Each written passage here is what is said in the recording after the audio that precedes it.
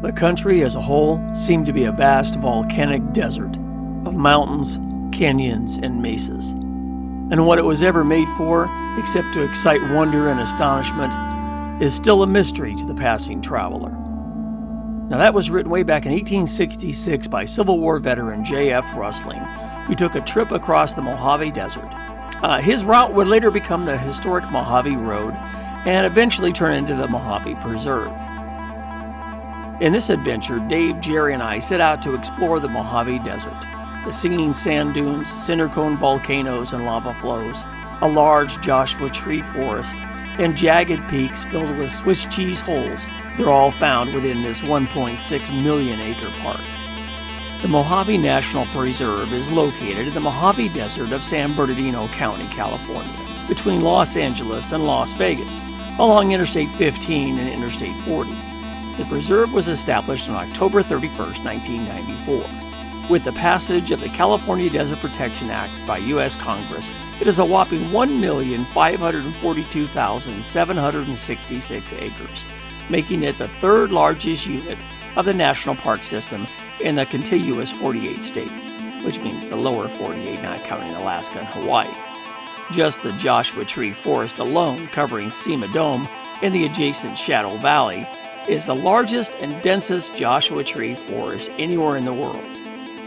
In August 2020, a tragic wildfire that was started by a lightning strike destroyed 1.3 million Joshua trees around the Cima Dome. We'll get a much closer look at that later in the adventure series. The ghost town of Kelso is also found in the preserve, along with a defunct railroad depot now serving as the visitor center. In this episode of the Journal, Dave, Jerry, and I make our way into the desert and arrive at the Mojave Preserve to climb the third highest sand dune in North America, the Kelso Dunes. We also take a trip back in time to explore the historic Kelso Train Depot.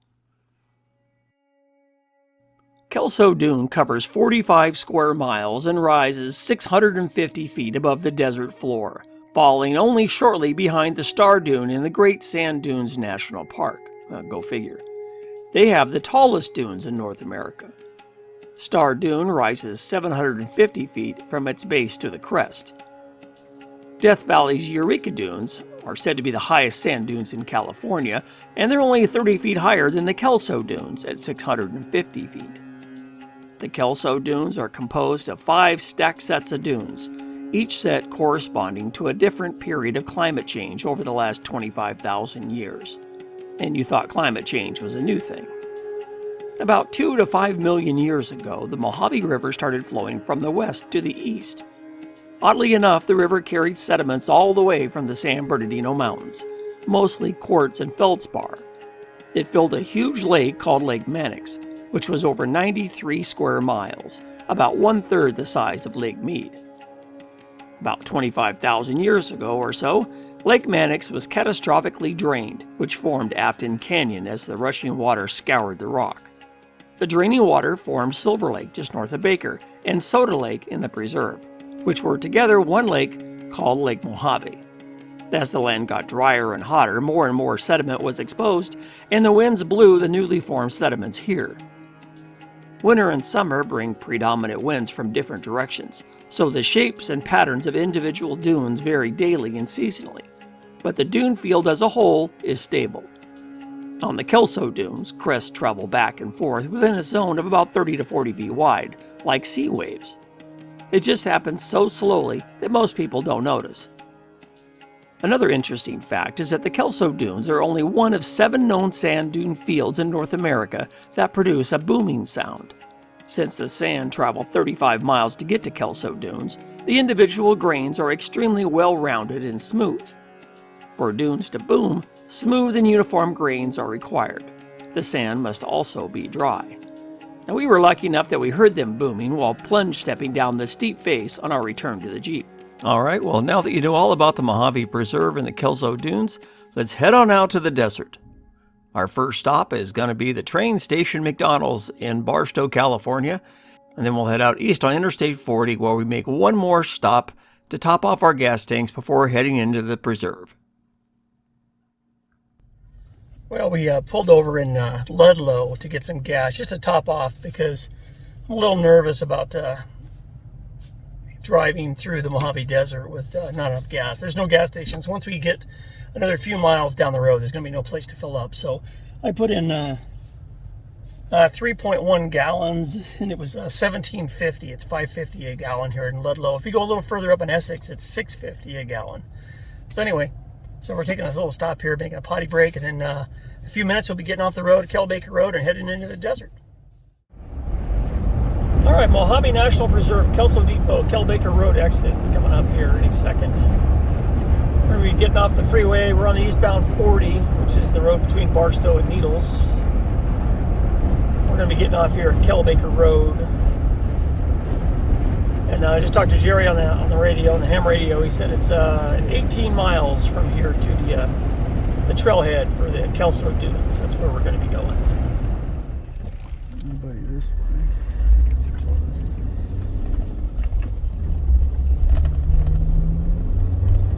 All right, well, we're heading up back underneath the I-40 freeway. And I guess technically we're heading directly into the Mojave Preserve.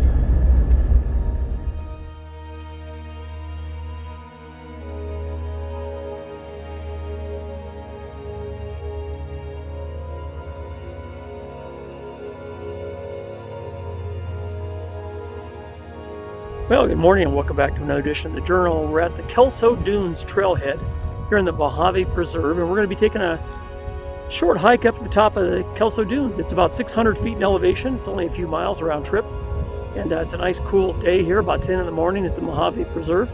It's about mid-50s, 55, 56 degrees, and I think once we get climbing, we'll overheat pretty fast, but once we get to the top ridge line, the wind should kick in and should chill us off. So there's a few people here at the trailhead, maybe 3 or 4 cars from different states, enjoying the desert out here in Southern California. So anyway, let's get going. Let's head up to the Kelso Dunes. All right, we're heading to the Kelso Dunes. It's right there.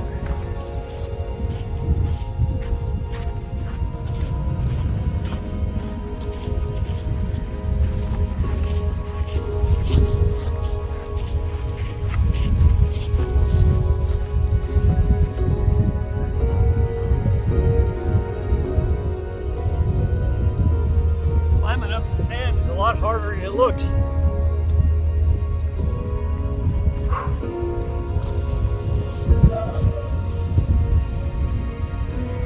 There's 600 feet to go. All right, well, we've been hiking about 15 minutes. Got a long way to go still. As we do a 360 around the dunes here. Way off in the distance, off that way in the back, is the road we turn down, and then over this direction, let's see if I can zoom in a little bit, is our vehicles are down there. That tells you how far we've come.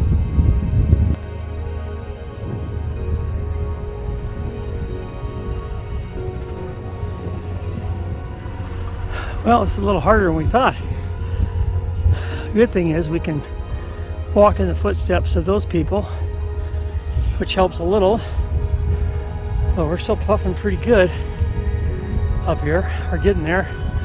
A long way to go, a lot of vertical elevation to go still. All right, well, this is our view. We've been steadily climbing up. The cars are way up in the distance. We're getting a little out of breath here. We're getting there. That's what we got to go. Looks like the path is going to take us to the right and then up to the top.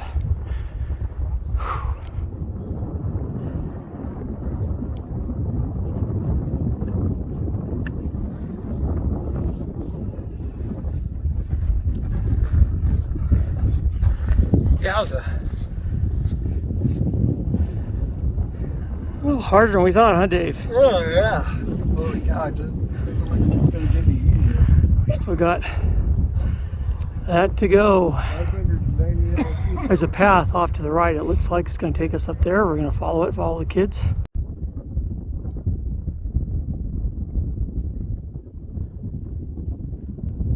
Well, it looks like somebody is making a trip along the spine there.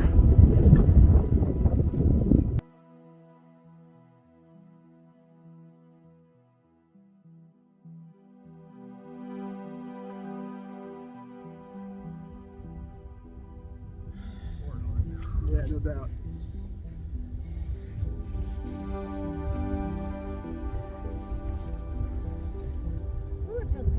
Whew. Sinking pretty good up here. Too low. For every step Nope, I go up, I slide down half a step. you got a bearing. Jeez.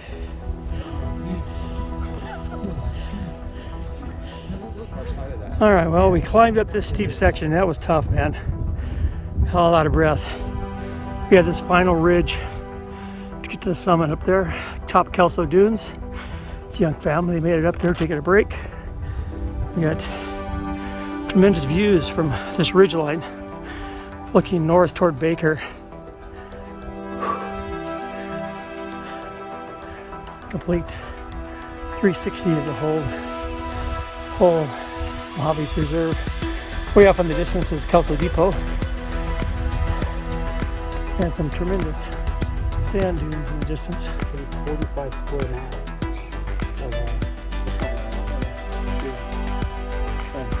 I don't know why I say it's so big.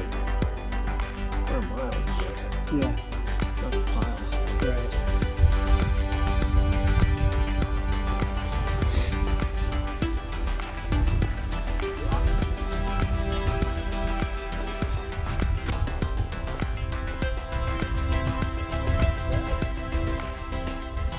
Okay, we're climbing the Kelso Dunes.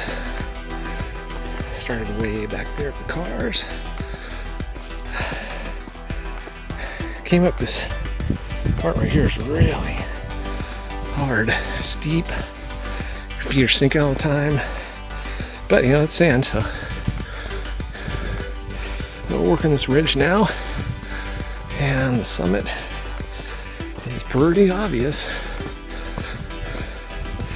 So you start out of the car and you think, wow, this doesn't look so bad. But these dunes are about 600 feet tall. So it's pretty slow go because it's sand. If it was dirt, it'd be easy.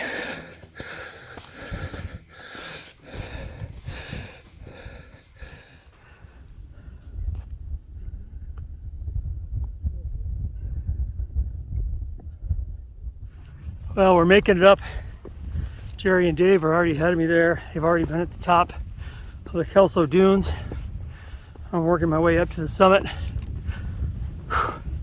It's been a hard climb. Kind of took it for granted, I think. This is it. We made it. All right. Yeah, how about that, huh? Whew. What a view from up here.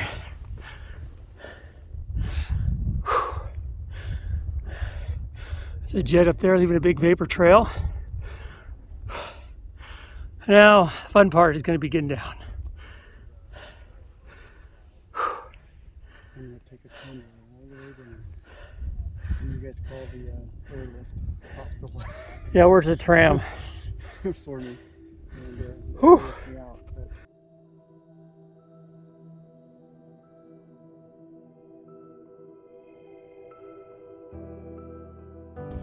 Well, we finally made it up to the top of Kelso Dunes. It was a little harder than we thought it would be. That sand is really soft when you get a little higher up. We found out that the dark sand is our friend. It has a little more firm of a footing, and the lighter weight sand, the lighter color sand, you sink up to, I don't know, mid-shin in some places. You go up 2 feet, slide down 1.5 feet, so it was tough. We had to stop and catch our breath several times, but the view is just amazing up here. It's crystal clear, cool breeze, couldn't ask for anything better out here at the Mojave Preserve.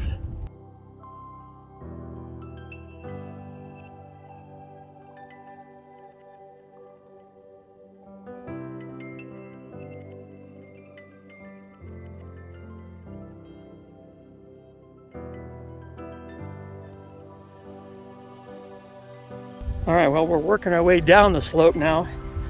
We're just going straight down the dune. We're just glissading down, plunge stepping down through the super soft sand. And, you know, they also call these the singing dunes. And you can actually hear slight thumping sound. I don't know if you can hear that. And Jerry is behind me up there somewhere. I don't hear this thumping yet. You gotta plunge deep. All right, well, I'm heading down the dune. It's really steep right here. You really can't tell from the camera, but it's pretty steep. I tell you what, it's a hell of a lot easier going down than going up.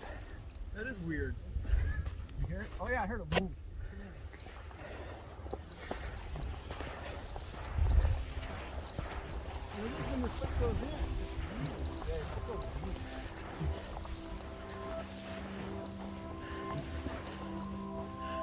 To give you an idea how steep it is, that's where we came from. We're about 2/3 of the way down.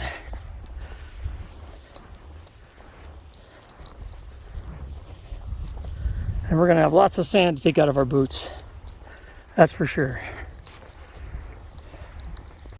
Well, we made it back to the car. We hiked to the top of the Kelso Dune, took in a 360 view up there, slid down the face, I guess the southern face, I guess that's what it was, of the dunes, and now we've hoofed it back to the car, boots full of sand. Gonna take a well-deserved break. Who knows, maybe crack a beer. We deserved it. That was tough. A lot harder than we thought it was gonna be. All right, well, we made it back from the dunes. It was a little harder than we thought, and my boots are full of sand. And I don't think it's too bad.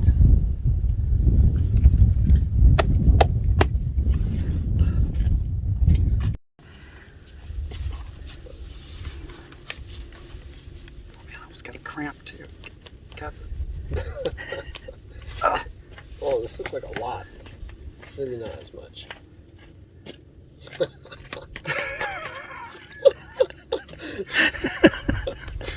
That doesn't include what's all this here on my sock. After our tougher than we imagined hike up Kelso Dunes, we headed over toward the historic Kelso Depot. Kelso Depot, a railroad through the desert. Now, Kelso Depot seemed like an anomaly in the middle of the desert, but for the Union Pacific, it was a thriving necessity. Since its inception in 1862, the Union Pacific Railroad wanted a foothold on the West Coast. After reaching Portland, Oregon, the Union Pacific turned its attention to the rich California markets and the ports around Los Angeles. To get there, it needed to construct a railroad line across the Mojave Desert. Kelso was crucial to reaching that goal. The steep 2% grade trains had to climb from the west of Kelso to Kessler Summit, which was later renamed SEMA, meant that extra helper engines would need to be stationed nearby to help them up the grade. Additionally, steam locomotives of the era desperately needed water.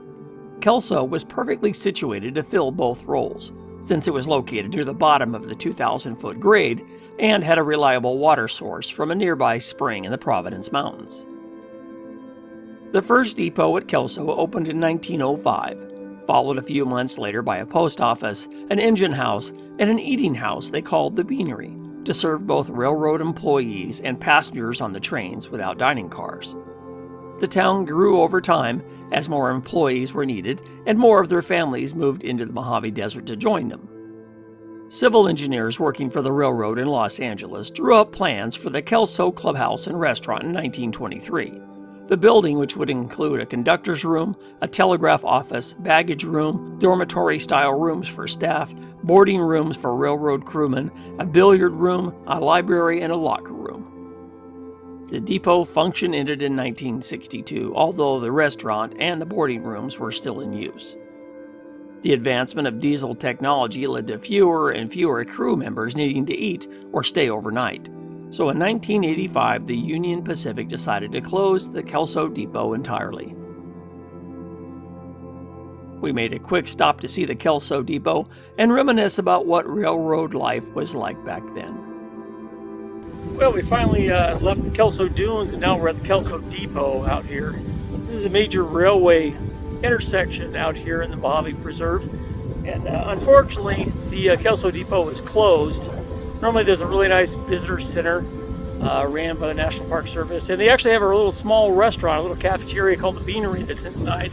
A little horseshoe-shaped bar. We've been in there before years ago, and even though it wasn't open for dining service, we did get a few pictures when the kids were little. So it's a neat place, and even though we can't go inside, we can at least walk around the perimeter. even though it's a little chilly, this breeze actually feels pretty good.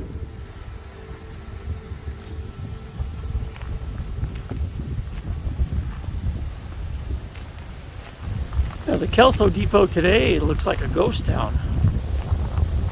Back in the day, this was a hub of activity.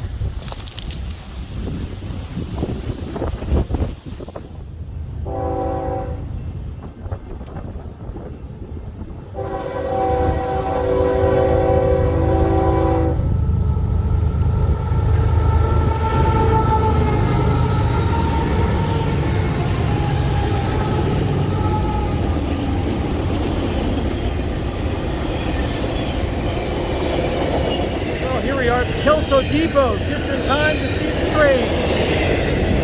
It's a Burlington Northern Santa Fe Railroad hub. And as luck would have it today, as we're directly out front of Kelso Depot, the train is coming by. How apropos is that, huh? Thing's loud. I wonder where all these cargo containers are going. Guess we'll never know.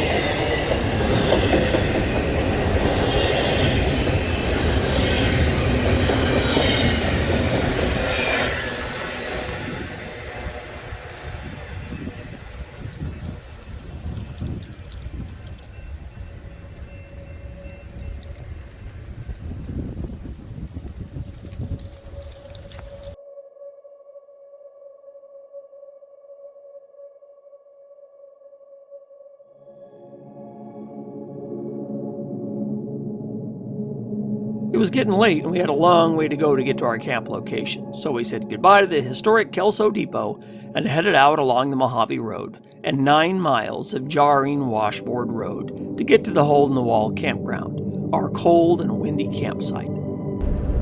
Alright, well, we're heading up toward Hole in the Wall Campground and the Rings Trail. We're going to go see if we can find us a campsite.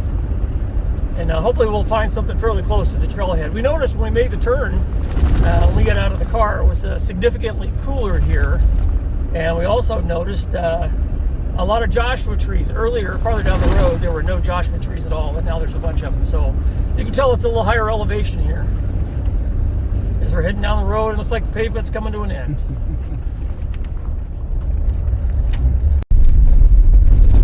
We've got up to the top of this rise. We're heading up Cedar Canyon toward Hole in the Wall. Jerry's behind me. He's backed off some. He doesn't want to get all dusted out. I can see the road meandering down and around as it goes around this corner here. We should be at Hole in the Wall here pretty soon, I think. It's a little chilly. It's 55 now. It's going to drop. And they're always getting a little more washboardy, so might have to slow down a little bit.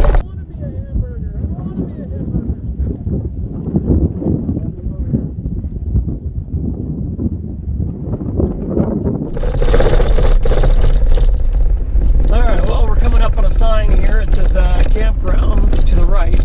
Hole in the Wall's 9 miles. We still got a ways to go. Down this dirty, nasty ass washboard road.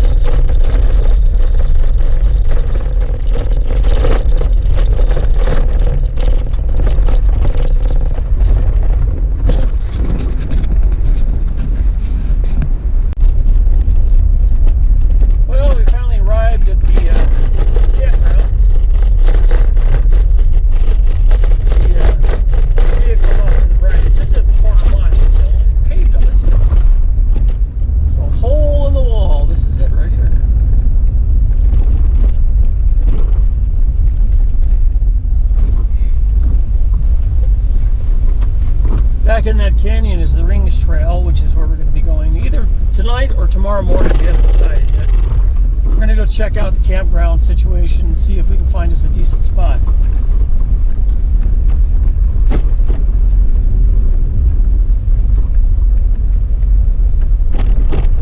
Roads and spurs only. Right. That's the camp host. Must be the trail.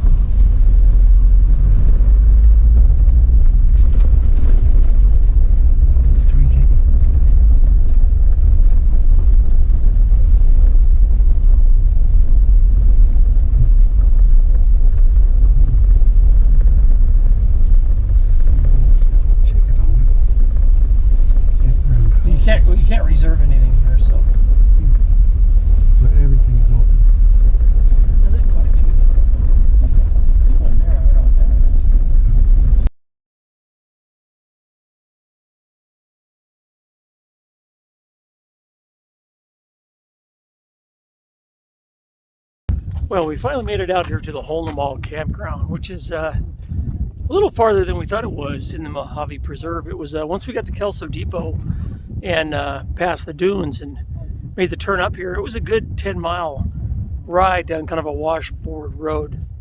We made it okay, and we got our little camp set up. I'll show you what I got going on here in my Jeep. I made some changes to it over the last couple of months, and this is what I've got set up here in the back. Well, this is something I've added. I added the, well, I've got my traction boards that are wedged in between the tailgate and the rear brake light, but I added a tailgate table, and this is really coming in handy. I used it on my last trip out to Kennedy Meadows, but I got my teapot, my Coleman stove, a coffee cup that's going to be ready for tonight, and then inside I've got a raised bed platform. I've also got all my kitchen utensils underneath here. I've got some of my cooking supplies in there, and I've also got a container that holds all of my cooking supplies. But on this side, I've got my sleeping platform set up. This is my bed right here. This is going to be nice and cozy tonight. I've got my double thickness mattress on the raised bed with a big nice 0-degree sleeping bag and a pillow. And I'll get full extension on this. All I have to do is move the seat forward and flip the seat up, and I can get full extension in there. That'll be pretty comfortable. In the meantime, we've got some great views out over the desert. Looking to the west, it's going to be pretty much a full moon tonight, I think. So I have a feeling that we might get a little bit of glow from Las Vegas, which should be coming from that direction. I guess we'll find out later tonight. But across the little valley here is a little butte, and we also have mostly full moon that we'll get to see good tonight.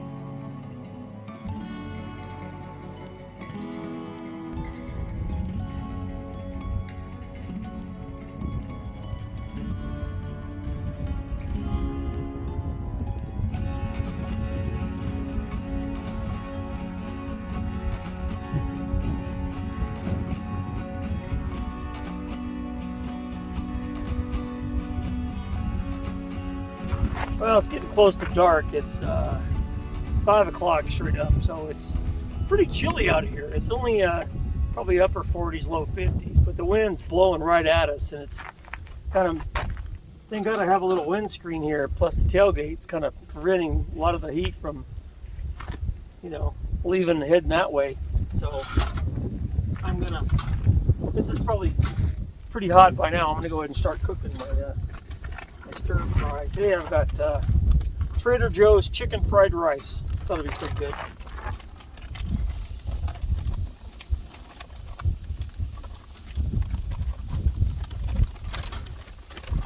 And this cast iron wok's pretty hot. I hear it sizzling already.